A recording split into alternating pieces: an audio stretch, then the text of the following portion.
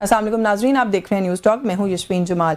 11 नवंबर बरोज़ मंगल को पाकिस्तान के वफाकी दारुल हुकूमत इस्लामाबाद में कचहरी के बाहर होने वाले खुदकुश धमाके ने लोगों में एक खौफ और हिरास पैदा कर दिया। दहशतगर्दी की वो अफरियत जिससे पाकिस्तानी कई साल लड़ने के बाद छुटकारा पा चुके थे, एक बार फिर उनके जहनों पर वहशत बनकर मंडलाने लगी और लोगों को उस वक्त की याद दिलाने लगी जब मुल्क में एक ही रोज में कई कई धमाके होते थे, जिनमें सिक्योरिटी फोर्सेज समेत दर्जनों शहरियों की शहादत की इतलात सामने आती थी। एक दिहाई का अरसा गुजरने के बाद पाकिस्तान को आज एक बार फिर कमोबेश ऐसी ही सूरत हाल का सामना है।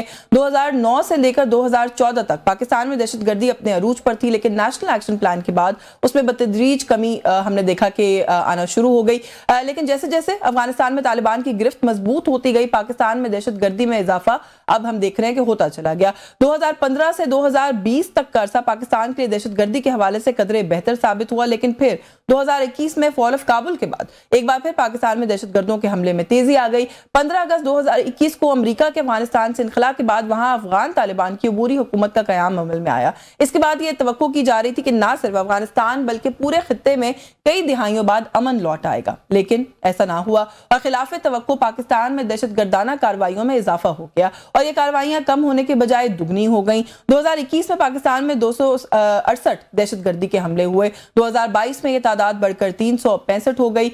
2025 तक ये कार्रवाइयां बढ़कर 900 से जायद हो चुकी हैं, यानी इनमें 3 गुना का जो इजाफा है वो हो चुका है। अफगानिस्तान में पनपने वाला दहशतगर्दी का ये जो नासूर है, ना सिर्फ हमसाया ममालिक और खित्ते के अमन के लिए खतरा है, बल्कि अब दुनिया भी इसका शिकार हो रही है और दुनिया के दीगर ममालिक भी इससे महफूज नहीं रहे। अमेरिका के दारुल हुकूमत वाशिंगटन डीसी में दिन दिहाड़े 2 नेशनल गार्ड्स को फायरिंग करके जाँ बहक कर दिया गया। फायरिंग करने वाला 29 साल अफगानी शहरी रहमानुल्लाह है, जो कि गुज़िश्ता 4 साल से अमेरिका में बतौर पनाहगुज़ीन मुकीम था। इस वाक़े के बाद अमेरिका ने अफगान शहरियों की तमाम इमिग्रेशन की दरखास्तों को फिलफौर रोक दिया है। पाकिस्तान काफी अरसे से अफगान सरजमीन की अपने खिलाफ इस्तेमाल होने की शिकायत करता रहा है और दुनिया की तवज्जो इस जानिब मबजूल करवाता रहा है कि भारत अफगानिस्तान के मौजूदा हालात का फायदा उठाकर पाकिस्तान की मुश्किलात में इजाफा करना चाहता है। अफगानिस्तान की मौजूदा अबूरी हुकूमत की पॉलिसियों के बायस ना सिर्फ पाकिस्तान बल्कि ऐसा लग रहा है कि अब पूरी दुनिया ही जो है वो उसकी जद में आ रही है या आ सकती है। और ऐसे कुछ खदशात हम देख रहे हैं कि कुछ इंटरनेशनल जरीदे हैं, उनके अंदर भी ये चीजें अब लिखी जाने लग गई हैं कि ये एक मैटर ऑफ कंसर्न हो सकता है दुनिया के लिए। इस सूरत हाल के साथ कैसे डील करना चाहिए, एग्जैक्ट इस वक्त सिचुएशन है क्या, थोड़ा सा वो भी जानने की कोशिश करेंगे। हमें प्रोग्राम में ज्वाइन किया है सीनियर दिफाई तज्जियाकार हैं, air commodore retired Khalid Chishti साहब ने। बहुत शुक्रिया सर आपका, आपने मुझे प्रोग्राम में वक्त दिया। सीनियर जर्नलिस्ट हैं, माहिर हैं बैनुल अक़वामी उमूर के, हसन खान साहब ने ज्वाइन किया। बहुत शुक्रिया सर आपका भी, आपने प्रोग्राम में वक्त दिया। मैं एयर कमोडोर साहब से आपसे गुफ्तगू का आगाज कर लूं। हम अपने कॉन्टेक्स्ट में तो सर बात करेंगे, लेकिन ये जो अमेरिका में हुआ एक अफगान उसका कनेक्शन निकल आना उस पूरे इंसिडेंट के साथ, तो फिर जाहिर है अमेरिका का भी जो रिएक्शन था मैं देख रही हूँ कि बड़ा ही सख्त एकदम से आया है। सारी जो इमिग्रेशन के प्रोसेसेस है वो रोक दिए अफगान नेशनल्स के। इस सिचुएशन को सर आप कैसे देख रहे हैं? बहुत शुक्रिया यशवीन, आपने इन्वाइट किया। देखिए, इस तरह का एक्सीडेंट तो ज़ाहिर है हमें कंडेम करना चाहिए और बुरा होता है, कोई भी जाने जाए, ज़ाहिर है मासूम जाने, खास तौर पर जब इस तरह होता है तो बहुत ही अफसोसनाक बात है एक बात। लेकिन हर नेगेटिव या बुराई में शायद एक पॉजिटिविटी ये निकलती है कि अमेरिकन लोगों को, खास तौर पर अमेरिकन गवर्नमेंट को और on top of that American president को शायद ये रियलाइज हो कि जब हम कहते हैं कि दहशतगर्दी हमारे मुल्क में है और ये इसके पीछे तालिबान है, हुकूमत अफगानिस्तान है, तो फिर शायद वो बेहतर हमारा पॉइंट ऑफ व्यू अंडरस्टैंड कर पाएंगे। क्योंकि अदरवाइज जब तक आप पर खुद ना बीती हो तो शायद आप अफसोस तो करते हैं, लेकिन आप तकलीफ या जितनी अजियत आपको गुजरती है खास तौर पर उन खानदानों को, उसका एहसास नहीं कर सकते। चैनल्स पर पिछले दिनों जब भी मैं जाता था तो उन्होंने कहा जी हुकूमत ने अभी किया है, अफगानिस्तान के लोगों ने भी कहा जी पाकिस्तान ने रिटेलिएशन की है, तो लोग मुझसे पूछ रहे थे अब क्यों की है। तो मैं अक्सर कहता हूँ कि देखिए, हमारे लिए जनाजे बहुत भारी हो गए थे। तकरीबन 4000 शोहदा पिछले 4-5 साल में, जिसमें आर्म फोर्सेस हैं, लॉ एनफोर्समेंट एजेंसीज हैं, निहत्ते सिविलियंस हैं और मासूम लोग हैं। जब आप इनको करेंगे तो एक बहुत भारी होता है। मैं अक्सर लोगों को कहता हूँ कि ये सबसे मुश्किल जो है ये मरहला होता है माँ बाप को, बीवी को, बहन भाइयों को, बच्चों को, एक शहीद का हो बेशक, जनाजा घर पहुंचाना। मैं अपने एक्सपीरियंस से आपको बता सकता हूँ, मेरे स्क्वाड में स्क्वाड कमांडर था तो एक शहादत हुई थी मेरे एक फाइटर पायलट की एक एक्सीडेंट में ट्रेनिंग के दौरान। तो सबसे मुश्किल मेरे करियर का शायद वो मरहला था जब मैं उसको माँ को फेस कर रहा था। 21 साल का जवान, हम डेड बॉडी लेकर गए थे C-130 में, तो उसकी जो बहनें, एक बहन थी, एक भाई था। मैं बताना क्या चाह रहा हूँ कि ये सबसे अनईजी, तकलीफ दे और इतना वक्त होता है जब किसी शहीद को आप कहते हैं कि आपने मुल्क की सरहदों के लिए भेजा था, जरूर भेजा था, लेकिन ऐसे सूरत हाल में दहशतगर्दी के खिलाफ एक प्रॉपर जो डिक्लेयर्ड दुश्मन ना हो, बुज़दिल हमला करे, उसका निशाने बनने का एक अफसोस रहता है। तो मेरा ख्याल है एक इसमें अच्छाई कोई भी नहीं है जो वाशिंगटन में हुआ है, कंडेम करना चाहिए इसमें, लेकिन शायद वो हमारी तकलीफ बेहतर समझता है। जो इसका जो इस तरह के इंसिडेंट्स के साथ एक ह्यूमन एंगल जुड़ा होता है, मेरा ख्याल है वो ज्यादा बेहतर नजर, ज्यादा साफ नजर आता है जब आप को खुद उसको पर्सनली फेस करना पड़े। हसन खान साहब, सर आप कैसे देख रहे हैं पाकिस्तान का लगातार ये मौकफ के अफगान सरजमीन हमारे खिलाफ इस्तेमाल हो रही है, अफगानिस्तान भारत के प्रॉक्सी के तौर पे एक्ट कर रहा है, हमारे यहाँ पर जितनी भी इंसर्जेंसी हो रही है उसके पीछे कहीं ना कहीं उनका कोई अमल दखल है, शायद पहले समझ नहीं आ रहा था, आपको लगता है कि अब थोड़ा बेहतर नजर आना शुरू होगा दुनिया को? बहुत शुक्रिया। देखिए, मेरे ख्याल में चिश्ती साहब ने बड़ी वो जो पर्सनल टच के साथ जो है इस इशू को जो सामने रखा, बिल्कुल ऐसा ही है। ये नहीं है कि दुनिया को पता नहीं था कि अफगानिस्तान से जो है खतरा कौन सा है और क्या है। अगर आप देखें तो उसी दिन डेनमार्क के सफीर की स्पीच आपने देखी होगी यूएन में, उसके बाद जो रशियन का और रशिया, इस तरह यूएन के कितने रिपोर्ट्स आए, तकरीबन 3 रिपोर्ट्स या 2 रिपोर्ट्स जो मुसलसल आए। यूएन के 193 मेंबर्स है, किसी ने भी उसके साथ इख्तिलाफ नहीं किया है। इसी तरह अगर आप देखें जो क्वाड्रिलेटरल ग्रुप है जिसमें पाकिस्तान, चीन, रशिया और ईरान शामिल है, कितनी दफा जो एलामिये जारी हुए उसमें अफगानिस्तान की सरजमीन से जो बढ़ता हुआ खतरा है न सिर्फ पाकिस्तान के लिए बल्कि इस पूरे खिते के लिए और फिर बियॉन्ड, मतलब यह है कि पूरी दुनिया के लिए, स्पेशली जो ISIS, अभी जो रिसेंटली रशिया की तरफ से जो स्टेटमेंट आया था कि अफगान तालिबान जो है वो ISIS के खिलाफ जो है नुमाइशी कार्रवाइयां कर रहे हैं। लग ऐसा नहीं रहा है, बढ़ा चढ़ाकर पेश करते हैं, लेकिन वो जो थ्रेट है वो रोज बरोज बढ़ता जा रहा है। इस तरह अलकायदा जो है वो अफगानिस्तान की सरजमीन पर रीग्रुपिंग उसकी हो रही है और हर किसी को ये पता है। तो ये नहीं है कि दुनिया सेंसिटाइज्ड नहीं है या दुनिया को ये पता नहीं है और कि अफगानिस्तान से कितना बड़ा खतरा जो है इस वक्त। और पाकिस्तान तो जिस तरह चिश्ती साहब ने कहा, हम तो रोजाना यहाँ पे लाशें उठाते हैं, तो हमें तो पता होता है कि जब आप भाई की लाश उठाते हैं, बेटे की लाश उठाते हैं, और ये जितने भी हमारे इदारों, सिक्योरिटी इदारे हैं या पुलिस है, इस तरह कल बनू में पुलिस पे हमला हुआ, 3 हमारे जवान जो है वो शहीद हुए, तो वो भी किसी के बेटे थे, किसी के भाई थे, किसी के बाप होंगे। मतलब ये कि ये वो एस्टैब्लिश हम यही करना चाह रहे हैं ना कि जब खुद पर बीतती है तब ज्यादा बेहतर समझ आती है। अब खुद पर गुजरी है तो फौरन से जो इमिग्रेशन प्रोसेस है उसको रोक दिया है। डोनाल्ड ट्रंप ने कहा है अफगानिस्तान दुनिया पर जहन्नुम है। जब हम बताते हैं कि हमारे साथ होता है तो फिर इतना ज्यादा इम्पैक्ट नहीं आता उस बात का, या रिसीव नहीं करती दुनिया उसको उस तरह।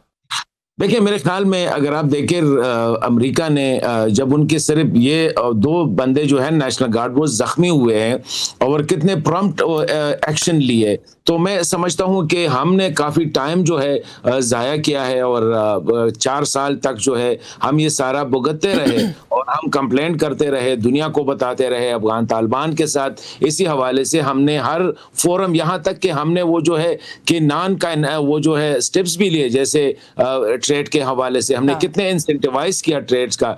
मेरे ख्याल उस दिन में एक अफगान जो साहब का ट्रेड मिनिस्टर रहा है उससे मैं बात कर रहा था, उसने मुझे बता दिया कि पाकिस्तान ने ट्रांजिट ट्रेड के हवाले से जितने ज्यादा इंसेंटिव्स तालिबान की रिजीम को दिए हैं इससे पहले कभी नहीं किया। मतलब यह है कि पाकिस्तान ने कोशिश की है कि इस टैक्स से पहले जो है कैरेट को यूज करे, मतलब ये कि इंसेंटिवाइज करे, लेकिन वो सारे वो जो है वो काम ना कर गए। तो मैं समझता हूं कि जिस तरह अमेरिका ने फौरी तौर पर इमिग्रेशन प्रोसेस भी रोक दी और जिस तरह प्रेसिडेंट ट्रंप का अगर आप उसका स्टेटमेंट देखें तो मेरे ख्याल में वो तो शुरू ही से बड़ा थ्रेटनिंग है। अच्छा, आपने कहा ना फौरी तौर पे कुछ करने की जरूरत है, कुछ चीजों में डिस्टिंक्शन भी फौरी तौर पे करने की जरूरत है। हमारा तो सर चिश्ती साहब वो जो बिल्कुल बेसिक्स है होते हैं ना, किसी भी चीज की एक बेसिक बुनियाद होती है, मुझे लगता है अभी तो वही दुरुस्त नहीं है। हमें तो पहले वहां से शुरू करना चाहिए। हमारे यहाँ पहले की बहस रही गुड तालिबान बैड तालिबान, अब हमारे यहाँ बहस है तहरीक तालिबान अफगानिस्तान और तहरीक तालिबान पाकिस्तान। थोड़ा सा सर इसके ऊपर बात कर ले कि ये भी वही गुड तालिबान बैड तालिबान वाली ही बहस है, या इस तफरीक को अब हमें खत्म कर देना चाहिए? क्योंकि अगर उनकी सरजमीन इस्तेमाल हो रही है, वो वहां पर रूल कर रहे हैं, वो उनकी सरपरस्ती कर रहे हैं, तो फिर डिस्टिंक्शन क्या है सर? देखिए शिन, इसमें बिल्कुल सही बात है कि अनफॉर्चुनेटली हमारी भी पॉलिसी में थोड़ा सा झोल रहे हैं। अभी हम कुछ तालिबान के ग्रुप्स को इंसेंटिवाइज करते रहे हैं और कुछ को ज़ाहिर है टारगेट करते रहे हैं, और उसी की वजह से कुछ शय लेते हैं देखिए, इनमें ये आइडेंटिफिकेशन बड़ी मुश्किल होती है तालिबान के दौरान, क्योंकि इनके पास कोई असूल या बायलॉज इतने नहीं, या एसओपीज नहीं होते इनके आपके साथ लॉयल्टी में। जब तक आप उनको इंसेंटिव दे रहे हैं, अपने साथ एंगेज रखेंगे, उनको वैल्यू करेंगे, वो आपके साथ रहेंगे। लेकिन जब होगा, देखिए ये सब के सब एक बुनियादी, मैं कहता होता हूँ, ये पावर हब्स हैं। ये एक पावर का सोर्स है। जिसके पास ताकत है, फुट सोल्जर ज्यादा हैं, कोई जिनके पास टेररिस्ट की एक ट्रेन की ज्यादा नफरी है समझ लें, वो बड़ी फोर्स बन जाता है। एक दूसरे को पुश एंड पुल करते रहे हैं, इसीलिए आपने नोट किया वो एग्रीमेंट लिख कर देने को इसलिए तैयार नहीं थे कि लिख के देने का भी मकसद एक मैसेज चला जाता। कोई तकरीबन जो 20 ग्रुप अफगानिस्तान में ऑपरेट कर रहे हैं, विद इन हक्कानी भी 2 ग्रुप हैं। एक थोड़ा एक्सट्रीमिस्ट है, और थोड़ा नहीं है, बहुत ज्यादा है, बल्कि वो इतना एक्सट्रीमिस्ट है कि हमें 1400 साल के इस्लाम की तारीख में वो तालीमात नहीं दी गई जो वो देना चाहते हैं, और एक निस्बतन थोड़ा सा मॉडरेट है। फिर काबुल में जो है वो निस्बतन और डिफरेंट के हैं, गुलबदीन एकमतयार है, नॉर्दर्न अलायंस है। तो ये सारे के सारे एक पावर हब्स हैं जो एक दूसरे को पुश एंड पुल करते रहते हैं। लेकिन हैविंग सेड दैट, अभी हमें रिजॉल्व दिखाना पड़ेगा। जब आप मॉडरेट रखते हैं, कभी सिलेक्टिव हो जाते हैं, कभी फ्लेक्सिबिलिटी पैदा करते हैं, तो मैसेज ये चला जाता है कि आपकी रिजॉल्व या कन्विक्शन या आपका हौसला नहीं है।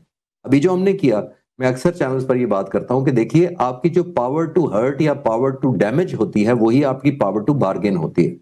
पावर टू हर्ट का मतलब है कि जितना ज्यादा आप नुकसान किसी को पहुंचाते हैं, आपको बार्गेनिंग में वही एडवांटेज मिलता है।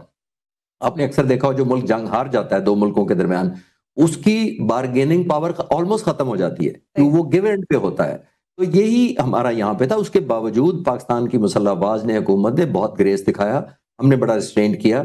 मैं अक्सर बात करता हूँ कि दहशत गर्दों के खिलाफ जब इस तरह के ऑपरेशन किए जाएं, उसके अंदर पॉज और ब्रेक्स और इंटरवल्स नहीं दिए जाते। उसकी वजह ये है कि ये रीग्रुप कर लेते हैं, रीफॉर्म कर लेते हैं, हाइडिंग में चले जाते हैं, कंसीलमेंट में चले जाते हैं। तो इतना कुछ होने के बावजूद हमने पावर टू हर्ट वो नहीं दिखाई, बहुत सिलेक्टिव दिखाई। लेकिन बदकिस्मती से, मैं अक्सर कहता हूं कि इंडिया फैक्टर बहुत बड़ा इस दफा प्ले कर रहा है, जो हमारे खिलाफ प्ले कर रहा है। इंसेंटिवाइज करता है उनको, और सिर्फ इंसेंटिवाइज नहीं करता, एक बहुत ज्यादा ऐसी एनवायरनमेंट क्रिएट करता है और उसको इनकरेजमेंट करता है कि जाहिर है आसान पड़ता है हिंदुस्तान को कि ईस्टवर्ड बजाय हमारी पाकिस्तान की मुसल्लह अफवाज की फोकस उधर रहे, हमारी 2 जगह डिवाइड हो जाए, तो it goes to the benefit of India. और जैसे मैंने अक्सर, हम बचपन से सुनते आए थे कि मेरे दुश्मन का दुश्मन जो है वो मेरा दोस्त है, तो बेसिकली तो यही किया जा रहा है कि एक दुश्मनी क्रिएट की जा रही है अनफॉर्चुनेटली। लेकिन हमारा जाहिर है, हमें अभी भी बहुत बैलेंस किया है, बड़ा रिस्ट्रेन किया है। लेकिन अल्लाह करे ये जो इंसिडेंट हुआ है, इसमें से सिर्फ ये पॉजिटिव निकला है कि दुनिया में एक एलिमेंट ऑफ रियलाइजेशन हो जाए कि तालिबान वाकई, तालिबान गुड तालिबान, बैड तालिबान का कुछ नहीं होता। एनी टेररिस्ट, उसको तालिबान कह लें या कोई और नाम दे ले, कोई और नाम दे ले। बिल्कुल, मुझे ब्रेक लेनी है, ब्रेक से वापस आके कुछ थोड़ा सा इंडिया फैक्टर पे भी आगे चल के बात करेंगे, क्योंकि जब उनको समझ में आ गई है कि वो हमारा कुछ नहीं बिगाड़ सकते, तो अब उन्होंने धमकियां लेने का ठेका अपने पास रख लिया है और एक्ट करवाने का जो ठेका है वो अफगानिस्तान को दे दिया है। तो थोड़ा सा इसके ऊपर भी बात करूंगी इस ब्रेक के बाद। व्यूअर्स हमारे साथ जी, वेलकम बैक नाजरीन। हसन खान साहब, जो हम अफगानिस्तान के हवाले से बात कर रहे हैं, जो हमारा एक डायनामिक है इस वक्त अफगानिस्तान के साथ, वो जो सूरत हाल है, कन्वेंशनल वॉरफेयर की तरफ अफगानिस्तान नहीं आ सकता, ये बात अफगानिस्तान को भी पता है, जिसकी वजह से शायद वो अटेम्प्ट ही नहीं कर रहे। वो यही कर सकते हैं जो वो कर रहे हैं। अब सवाल ये है कि जो वो कर रहे हैं वो उसको करते रहेंगे, हम यहाँ से उनके भेजे हुए लोग पकड़ते रहेंगे, यहाँ पे वो कुछ ना कुछ हमारा थोड़ा बहुत नुकसान भी साथ साथ करते रहेंगे, और जब हमें लगेगा कि ये टू मच हो गया तो हम जाके, जैसे भी हमने काबुल में रिस्पॉन्स किया, हम इस तरह के रिस्पॉन्सेज देते रहेंगे जो कि कन्वेंशनल नौयत के होते हैं, लेकिन अभी तक हम रिस्ट्रेंट शो कर रहे हैं। ये इसी तरह का एक साइकिल है सर, जो चलता रहेगा। आपको इस सिचुएशन की कोई एंड गेम समझ में आती है? देखिए, ये बड़ा मुश्किल सूरत हाल से मैं समझता हूँ कि पाकिस्तान और पाकिस्तानी अवाम को इस वक्त सामना है। एक साइड पे एक पूरी रियासत जो है, और अब वो जो है इमोशनली भी यूज़ कर रहा है कि अपने अवाम को अपने साथ मिलाने के लिए, जिसमें काफ़ी झूठ का प्रोपेगेंडा भी कर रहे हैं, और वो ऐसे ग्रुपों को सपोर्ट कर रहा है, उनको न सिर्फ बल्कि जगह दे रहा है मुल्क के अंदर, बल्कि फाइनेंशियली और मॉरली सपोर्ट भी कर रहा है। उनका बयानिया, उनको मुजाहिद कहना, या उनको जो है मतलब है कि उनकी जो अहदाफ है उनको शरी ठहराना, ये सारा उसकी सपोर्ट उसमें आ रहा है। लेकिन मैं समझता हूँ कि इस वक्त जो हमारी जो है, जिस तरह हम हैंडल कर रहे हैं, ये जो इंडिया के साथ हमारा टाकरा हुआ मारे के हक में, इसमें एक टर्म सामने आ गई, मल्टी डोमेन वाली। तो मैं समझता हूँ कि जिस तरह हमने इंडिया के साथ जो इंडिया को चेत किया है, उसको शिकस्त दी है, वो सिर्फ ये मल्टी डोमेन स्ट्रेटजी जो हमने यूज़ की है, मैं समझता हूँ वो हमें वेस्टर्न फ्रंट पे भी यूज़ करनी पड़ेगी। शायद थोड़ा-सा मुख्तलिफ हो, ये नहीं है कि वही टैक्टिक्स और वही स्ट्रेटजी जो है यहाँ पे हो, थोड़ा-सा मुख्तलिफ हो। इस वक़्त हम जो है सिर्फ मिलिटरीली या सिक्योरिटी फ्रंट पे जो है बड़े एक्टिव है। अदर जो हमारे फ्रंट्स है जिस पे हमने इनको जो है इनका मुकाबला करना है, या मुकाबला क्या है, मतलब ये कि अपनी पॉइंट ऑफ व्यू को जो है सामने रखना है, वो ये है कि बयानिया जो इस वक्त है हमें इस पे काम करना चाहिए। और स्पेशली खैबर पख्तूनख्वा और बलूचिस्तान में जो सिचुएशन है उसको डोमेस्टिकली अगर हम ज़्यादा थोड़ा सा इस पे फोकस करें, क्योंकि मैं एक बात कहना चाह रहा हूँ यहाँ पे देखिए, अमेरिका में 2 गार्ड्स जो है उन पे हमला हुआ, वो जख्मी हुए। अमेरिकी गवर्नमेंट का रिस्पांस आपने देखा, ये होती है कौमों का रिस्पांस। वो जो कहते हैं ना नहीं रियासत तो माँ, हमारा रिस्पॉन्स सर और क्या होना चाहिए? देखिए ना, हमने देखिए हमारे हमने वहां रिस्पांस जाके हदूद मेरे के अंदर भी जो कार्रवाई हम कर सकते हैं हमने की है, यशमान, हमने ट्रेड को रोका है।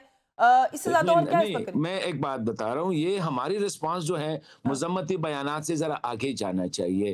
हाँ। मैंने कहा ना, हमारे सिक्योरिटी के जवान जो है वो इस वक्त बिल्कुल मौत के मुंह, बिल्कुल मौत के सामने खड़े हुए हैं, पुलिस भी रोजाना। लेकिन दूसरी साइड से हमारी पॉलिटिकल फ्रंट जो है, क्या वो द हाँ। सेम ज़ील एंड ज़ेस्ट के साथ जो है फ्रंट पे आ रहे हैं? और मैं इर्रिस्पेक्टिव ऑफ पॉलिटिकल, मैं नहीं कह रहा हूँ कि प्लाना नहीं, अच्छा है आपका बड़ा प्लाना बुरा पर्टिनेंट है। पॉइंट है, क्योंकि मिलिट्री स्ट्रैटेजी जो है ना, वो ब्रॉडर स्ट्रैटेजी का पार्ट होती है, जिसमें डिप्लोमेसी और पॉलिटिक्स इंक्लूडेड होते हैं, वही वही बिल्कुल। आइसोलेशन में नहीं होती। बड़ी बिल्कुल वैलिड बात है। इजाजत दें तो मैं यही नुक्ता चिशी से आपके सामने रख देती हूँ कि सर, मिलिट्री स्ट्रैटेजी आपकी एक broader strategy to deal with the country या to deal with the problem उसका हिस्सा होती है। That is not your entire policy, right? हमारी गवर्नमेंट के लेवल के ऊपर, डिप्लोमेटिक सतह के ऊपर, पॉलिटिकल लेवल के ऊपर जब हम उनके साथ डील करते हैं, आपको नहीं लगता कि वहां कुछ मिसिंग लिंक्स हैं?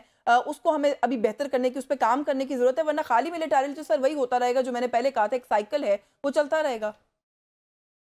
देखिए यशवीन, जितनी स्ट्रैटेजी मैंने पढ़ी या पढ़ाई, उसमें ये होता है, या जंगें जितनी भी लड़ी जाती हैं एट द एंड ऑफ इसलिए लड़ी जाती हैं कि आपकी बेहतर बारगेनिंग पोजीशन हो बाद में। जंग खुद रिजल्ट नहीं होती। आर्म्ड कॉन्फ्लिक्ट, किसी का कोई कॉन्फ्लिक्ट नहीं होता, किसी सोल्यूशन नहीं होता। वो होता इसलिए है कि आपको बेहतर बारगेनिंग एडवांटेज होती है बाद में मुज़ाकरात के। इसीलिए मैंने पिछले सवाल के जवाब में भी यही कहा था कि जो जो कौम जंग जीतती है वो अपनी डिक्टेट करती है, पहली बात। जो आर्म फोर्सेस होती हैं, हमें याद रखना चाहिए कि ये एक बुनियादी तौर पर वेपन होती हैं हाथों में लोगों के। जिस्म होता है, बेसिकली लोग होते हैं। जितना ज्यादा जिस्म तवाना होगा, यूनाइटेड होगा, यूनी डायरेक्शनल होगा, यानी कि क्लैरिटी ऑफ थॉट जितनी ज्यादा होगी, वेपन उतना ही फोकस फायर करेगा। हम वेपन हैं in the hands of people. अगर लोगों की जितनी हमें बैकिंग होगी, सपोर्ट होगी, इंकरेजमेंट होगी, लोगों का फेथ होगा, लोगों की राइट एक्सपेक्टेशन होगी, तो जाहिर है डिलीवरेंस भी उस हिसाब से होगी। ये जो मई का वाकया हुआ, देखिए कौम किस तरह मुत्तहिद हो गई थी, क्योंकि जब एक्सटर्नल थ्रेट होती है तो हम अपने इख्तलाफात भूल जाते हैं, लेकिन हमें इसमें वैल्यू ऐड करनी चाहिए। मैं अक्सर कहता हूं कि जब विक्ट्री हैज वैल्यू, और विक्ट्री में हमें एक वैल्यू अपना अपना हिस्सा डालना चाहिए। दुश्मन आपको कभी भी अनईजी ऑब्वियसली करने की कोई कोशिश भी नहीं छोड़ेगा।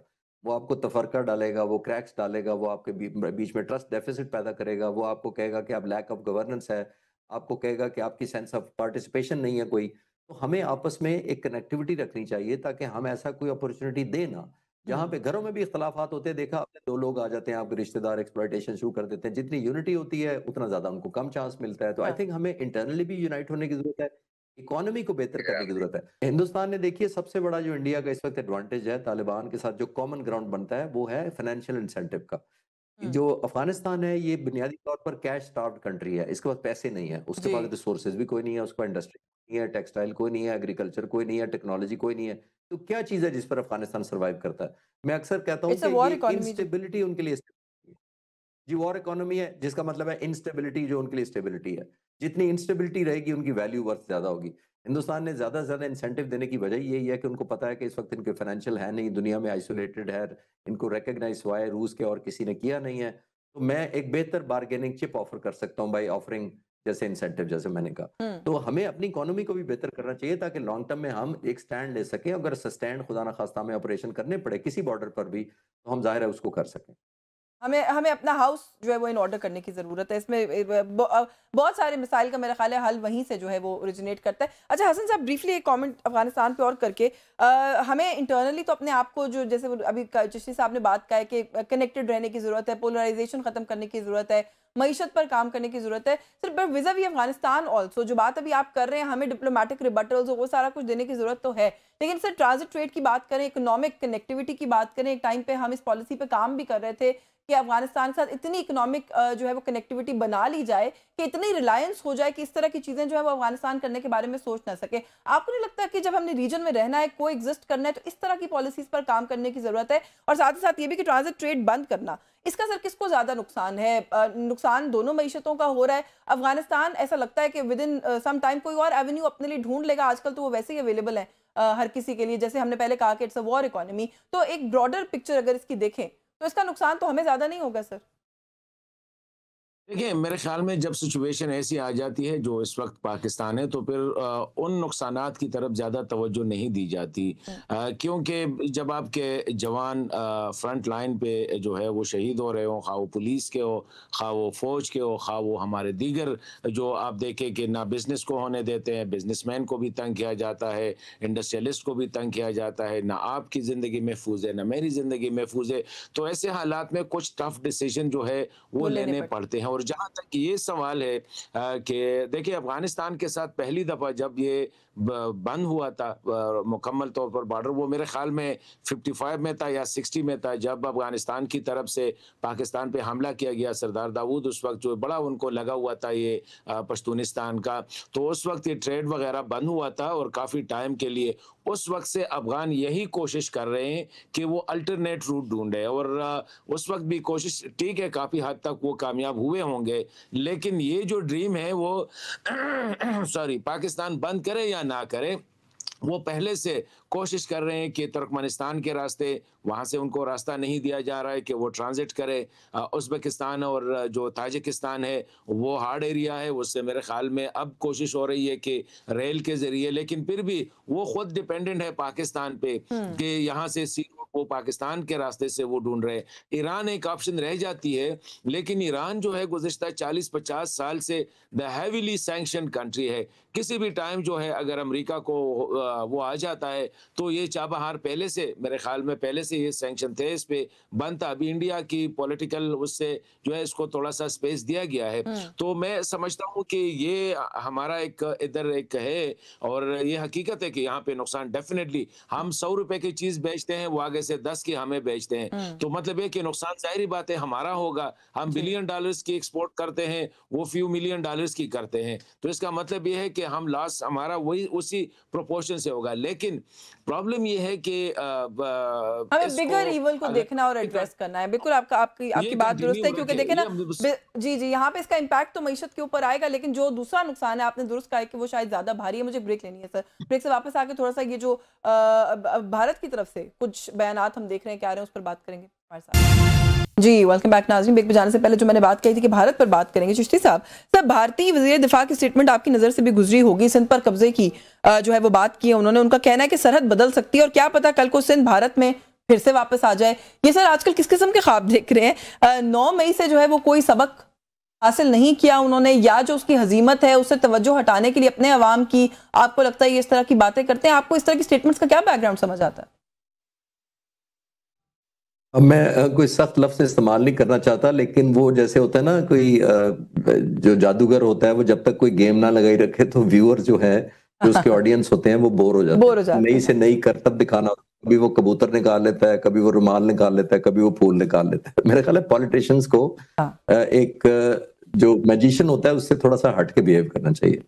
हमारी मैच्योरिटी होनी चाहिए। लीडर की ज़िम्मेदारी ये होती है कि लोगों के ज़हनों में एक पॉजिटिविटी डेवलप करे, रियलिज़्म दे, एक सेंस ऑफ पर्सुएशन दे। ये आमतौर पे लीडरशिप, जो मैं यूनिवर्सिटी में पढ़ाता हूँ, मैं तो ये पढ़ाता हूँ।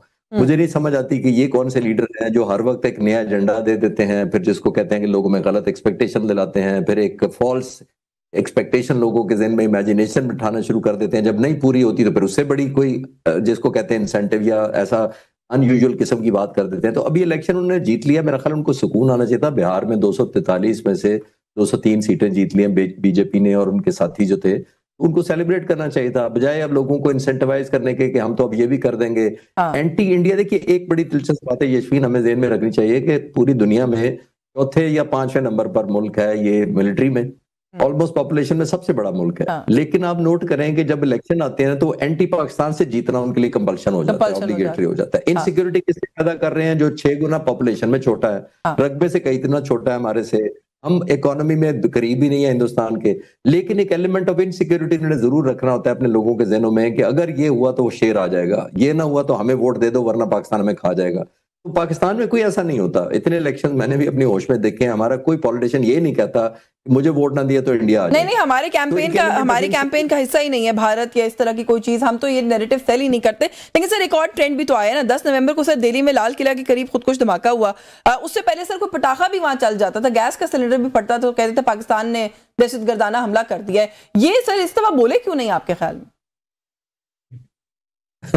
लेकिन वो देखिए उनका बोलना तो एक ऑब्लिगेशन, वो इसलिए नहीं बोल रहे अब कि आई थिंक उनके ट्रस्ट डेफिसिट बहुत हो गया लोगों के और उनके जहनों में, और दुनिया में भी, ग्लोबली भी देख लें। मैं आपको मिसाल दे देता हूं, जो 10 मई का आप कह रही हैं और 6 और 7 मई को जो जहाज हमने तबाह किए थे, अब देखिए पाक फिजाइया के एयर वाइस मार्शल साहब आए उस रात को 8 तारीख को, अपनी ब्रीफिंग दी, फैक्ट्स दिए, डाटा दिया, जहाज की तादाद बताई, उनकी लोकेशन बताई, उनके कोऑर्डिनेट्स बताए, रेडियो कॉल सुना दी और सब कुछ दिखा के चले गए। 6 महीने से आपको पाक फिजाइया का कोई अफसर चैनल पर कहीं नजर नहीं आएगा वो। और वो क्यों नहीं आ रहा? क्योंकि हम अपनी ग्रेसफुल साइलेंस के साथ लोगों को कन्विंस कर रहे हैं, और अपनी वो नॉइजी शोर शराबे वाले बयानिए से भी वो दुनिया को कन्विंस नहीं कर पा रहे हैं। उनके एयरफोर्स चीफ खुद आए हैं इतनी दफा, यानी 2-3 दफा आकर पहले 93 दिन बाद आए, अपना यकीन दिलाने की कोशिश की, किसी ने नहीं मानी। फिर कुछ 6 महीने बाद आके कहा हमने 10-12 जहाज मारे हैं, कोई ब्रेकिंग न्यूज में दुनिया को फॉलो कर रहा था, कोई चैनल उनको वैल्यू कर रहा है, नहीं करते लोग। तो उनका ट्रस्ट डेफिसिट है, लोग अब समझ चुके हैं कि एक क्रेडिबिलिटी एक और चीज है और हकीकत एक और चीज है। इसीलिए आपको बार बार जता के, बार बार याद करा के अपनी किल्स का बताना नहीं पड़ता। आप पूरी दुनिया देखें, अमेरिकन प्रेसिडेंट कह चुके हैं, हमारी एयरफोर्स नहीं कह रही तो अमेरिकन प्रेसिडेंट ने मेरा ख्याल है हमारा आउटसोर्स कर लिया, हमारा जो कॉन्ट्रैक्ट था, अब हर 2-3 दिन बाद वो याद करा देते। नहीं, उन्होंने तो बहुत ही, मेरा ख्याल है कि जो उन्होंने हमारे लिए ये वाली कंट्रीब्यूशन की उसकी तो कोई मिसाल नहीं मिलती है। लेकिन हसन खान साहब, सर ये इस सारे सिनेरियो के अंदर भी वजीर दिफा ख्वाजा आसिफ साहब का ये कहना है कि भारत की जानिब से खतरा जो है हमले का वो टला नहीं है। तो एक ब्रॉडर कॉन्टेक्स्ट में तो ये बात समझ आती है कि हम अपने इस बॉर्डर को जाहिर है कभी भी लाइटली नहीं ले सकते, लेकिन क्या इससे ज्यादा भी कोई और चीज है जो आपको लगता है कि जो मई में हुआ उसके बाद की सेंसिटिविटी को ज़हन में रख के इस खदशे का इजहार किया गया, और हम समझ सकते हैं कि अभी भी वो कुछ प्लान कर रहे होंगे? देखिए मेरे ख्याल में ख्वाजा आसिफ साहब ने जो बयान दिया है वो as a government responsible person इसी तरह बयान देना चाहिए था कि जिस तरह उनकी तरफ से ये गिदड़ बपकियाँ जो हो रही है और अजीब किस्म की, इस तरह चिश्ती साहब ने कहा कि उनके एयर चीफ जो है कितनी दफ़ा आए क्या, और उनके जो मिलिट्री लीडर्स जो है उसी दिन उसका जो CDS है उसका जो बयान है कि जिसने वो पाकिस्तान के बारे में और आइंदा, लेकिन उनकी आप अगर इस वक्त रियल ग्राउंड सिचुएशन देखें तो वो बिल्कुल इस पोजीशन में नहीं है उनकी। अगर आप स्पेशली जो एयरफोर्स है, एयरफोर्स ये जो 7 और 8 को 2 दिन जो है वो ग्राउंड रही, तो क्या कोई इंक्वायरी की गई कि क्यों ये 2 दिन क्यों ग्राउंड रही? और मतलब ये है, और उनके जो है कि आपके 100 जहाज एयर पे थे, आपके 7 जहाज जो है अब मारे गए, तो क्यों आपने पाकिस्तान का एक भी नहीं किया? तो मैं समझता हूँ उनको अपनी अंदाजा है और उनको अपनी हैसियत का अंदाजा है, और अगर आप इंडिया के जो सही एनालिस्ट है, मतलब ये कि जो सैन वाइसेस है उनको आप देखें तो it will take years for them, more than a decade, कि अगर वो इस पोजीशन में आ जाए कि वो पाकिस्तान पे इसी तरह कोई और एडवेंचर्स कर सकता है। कोई सेन वॉइस आपको मिली है वैसे इंडिया में? मुझे हैरत हुई आप कह रहे कोई सेन एलिमेंट्स। देखिए बालाकोट में उन लोगों ने किया, बालाकोट में, और बालाकोट में उन्हें रात की तारीकी में एक लोड गिराया, लेकिन दिन की रोशनी में सुबह 8 बजे आपने देखा जो पाकिस्तान ने रिस्पॉन्ड कर दिया। इसी तरह ये 6 मई को जो हुआ, दिन को उसी ही दिन उनको जवाब मिला, फिर 7 और 9 को। तो मैं समझता हूँ इंडिया को, इंडियन मिलिट्री को ये अच्छी तरह पता है, उनकी एयरफोर्स को। आप उनकी एयरफोर्स के चीफ के बयानात सुने, ऐसे जो एक बंदा एक हारा हुआ होता है, कभी पॉलिटिकल लीडर्स पे इल्जाम लगाता है, कभी मशीन पे इल्जाम लगाता है कि हमारे मशीन और मतलब है कि क्वांटिटी एंड क्वालिटी पे। तो ये जो बयानात होते हैं ये एक हारे हुए कमांडर के बयानात होते हैं कि फिर वो ही फाइट विद द टूल्स। जब वो शिकस्त खा जाता है तो बजाय इसके कि आप रिस्पॉन्सिबिलिटी ले ले कि यस मेरा ये इसमें ये हमारी रिस्पॉन्सिबिलिटी थी और एज ए कमांडर मैंने ये पूरी नहीं की। शुरू ही दिन से वो कभी मशीन को मोरद इल्ज़ाम ठहरा रहा है, कभी जो है ना पॉलिटिकल उसको जो माहौल है उसको मोरद इल्ज़ाम ठहरा रहा है। तो मैं नहीं समझता हूँ कि इंडिया जो कह रहा है, इंडियन लीडरशिप जो कह रही है, मैं नहीं समझता हूँ कि उसमें इतनी सिक्कत अब बाकी है कि वो कोई और मिसएडवेंचर कर सकेगा। बिल्कुल, इलेक्शन हो गया उसके बाद भी पता नहीं वो जो चिश्ती साहब भी बात करते कि जरूरत क्या पड़ी है ऐसी बातें करने की। लेकिन चिश्ती साहब सर, आपकी मौजूदगी का फायदा उठाते हुए प्रोग्राम खत्म करने से पहले फलस्तीन पर मैं जरूर ये सवाल करना चाह रही हूँ कि सर सीज फायर मुआहिदा हुआ है, लेकिन सर सीज फायर तो नहीं हो सका। इजराइल जो है वो अपनी हरकतों से बाज नहीं आ रहा और जो कुछ अभी हो रहा है, मासूम शहरियों को हमास के नाम पर हम देख रहे हैं कि वो निशाना बना रहा है और वो अपनी हरकतों से ना बाज आने वाला था, ये पहले नजर भी आ रहा था, लेकिन फिर भी द वर्ल्ड थॉट के शायद पीस को एक मौका देख के देख लें। सर, आपको लगता है कि ये मौका ज्यादा देर तक चलेगा, ये कायम रह सकेगी ये सिचुएशन जो भी ये सीज फायर किस वक्त सो कॉल्ड है? यशवीन, पहले जुमले के तौर पर तो एक चीज सिर्फ पॉजिटिव थी जो मैं उस वक्त भी कहा था जब ये एग्रीमेंट हुआ था, और वो ये थी कि शुक्र है बमबारी रुकी और जो निहत्ते मुसलमान शहीद हो रहे थे, बच्चे और औरतें, उनकी जानें बच गई। अब वहां तक तो पॉजिटिव है। और मैं उन्हीं दिनों में अपने खतरात का इजहार कर रहा था कि देखिए इस एग्रीमेंट के अंदर ये बहुत फॉल्ट हैं। वो फॉल्ट ये हैं कि इसके अंदर सारी ताकत या डिसीजन मेकिंग या फाइनल जजमेंट जो है वो इजराइल को या अमेरिका को दी गई है। उसमें ये अमेरिकन प्रेसिडेंट ने बाद में वर्बली भी कह दिया कि अगर कोई हमास ने वायलेशन की तो मैं इजराइल के वजीर आजम के साथ खड़ा हूंगा। अब मुझे ये बताइए कि फॉल्स फ्लैग ऑपरेशन कराने का उनको तजर्बा काफी है हिंदुस्तान के दोस्ती की वजह से। अगर वो कल को हमास के खिलाफ खुद ही कोई हमारे का नाम लेकर, खुद ही अगर हमास का नाम लेकर कोई फॉल्स फ्लैग ऑपरेशन करवा देते हैं और कहते हैं जी देखिए अपने वो कैदी वापस ले गए हैं, अपनी वो डेड बॉडीज वापस ले गए हैं। सबसे बड़ा एक्चुअली इनके हाथ तो यही बार्गेनिंग टूल थी ना, जब थोड़ी देर पहले मैंने कहा था कि आपकी पावर टू बार्गेन खत्म हो जाती है। फिर अब अफसोसनाक, चले मैं क्विक हिस्ट्री से बताता हूँ, 30 सेकंड में कोशिश करता हूँ खत्म करने की। देखिए 1960 से 1993 तक यासिर अरफात ने जंग लड़ी, कॉन्फ्लिक्ट लड़ा, अपना आर्म्ड PLO बनी, पैलेस्टीनियन लिबरेशन ऑर्गेनाइजेशन, यानी कॉन्फ्लिक्ट लड़ा इजराइल के खिलाफ, आजादी की तारीख लड़ी। 93 में आकर अमेरिका ने एक पीस डील कराई ऑस्लो एग्रीमेंट के नाम से और टेबल पर बिठाया इजिप्ट को, इनको सब एग्रीमेंट करवा दिया। जब एग्रीमेंट हो गया 32 साल तकरीबन हो गए, 1993 से 95 के दरमियान ये नेगोशिएशन हुई थी। 95 में भी अगर मैं लगा दूं तो 30 साल हो गए। उस एग्रीमेंट में यशवीन लिखा हुआ है कि ये जो एग्रीमेंट PLO को डिसआर्म किया गया है ये अल्टीमेटली लीड करेगा टू स्टेट सोल्यूशन पर। ये 32 साल पुरानी बात पूरी नहीं हुई, देख ले आपके सामने कहाँ है, कोई हेडवे है, कुछ नहीं है। तो मैं पेसिमिस्ट साउंड नहीं करना चाह रहा, लेकिन मैं रियलिज्म को तो नहीं छोड़ सकता बीइंग पेसिमिस्ट, अगर मुझे कोई समझे अगर कि नेगेटिव बात कर रहा हूँ। अभी भी जो एग्रीमेंट हुआ है यूनाइटेड नेशन ने अभी इसको एंडोर्स कर दिया, बहुत अच्छा हुआ। और मैं बहुत अरसे से पिछले 2 महीनों से कह रहा था कि अगर ये इजराइल और अमेरिका तक रहेगा तो जज ज्यूरी वो खुद ही है। ये तो यूनाइटेड नेशन पे जब हम फोर्स 8 मुल्क भेज भी देंगे, कोई पाकिस्तान मुसलमान मुल्क भेज भी देंगे, कौन से रूल यूनाइटेड नेशंस के अप्लाई होंगे? ना उनको एम्पावरमेंट पता होगी, ना उनको SOPs पता होंगे, ना उनको बायलॉज पता होंगे, ना अपनी अथॉरिटी पता होगी। तो किस तहत के तहत जाएंगे? तो अमेरिकन फोर्स होगी ना एक किस्म का, under the umbrella of America. लेकिन मैं ये कह रहा हूँ कि बदकिस्मती ये मुझे नजर नहीं आ रहा बिकॉज नेतन्याहू की नीयत ठीक नहीं है। जी, नीयत ठीक नहीं है और ये राइटिंग ऑन द वॉल उस वक्त भी था, लेकिन जैसे आपने कहा कि हर किसी का यही ख्याल था कि शायद वहां पर जो कत्लो गारत है वो रुक जाए, शायद कोई ब्रीदिंग स्पेस मिल जाए, लेकिन ब्रीदिंग स्पेस से ज्यादा और कुछ लग नहीं रहा। एक विंडो थी जो इजराइल ने अपने फेवर में यूटिलाइज की और लग रहा है कि शायद ये back to square one unfortunately चला जाएगा। सर, आपका बहुत शुक्रिया।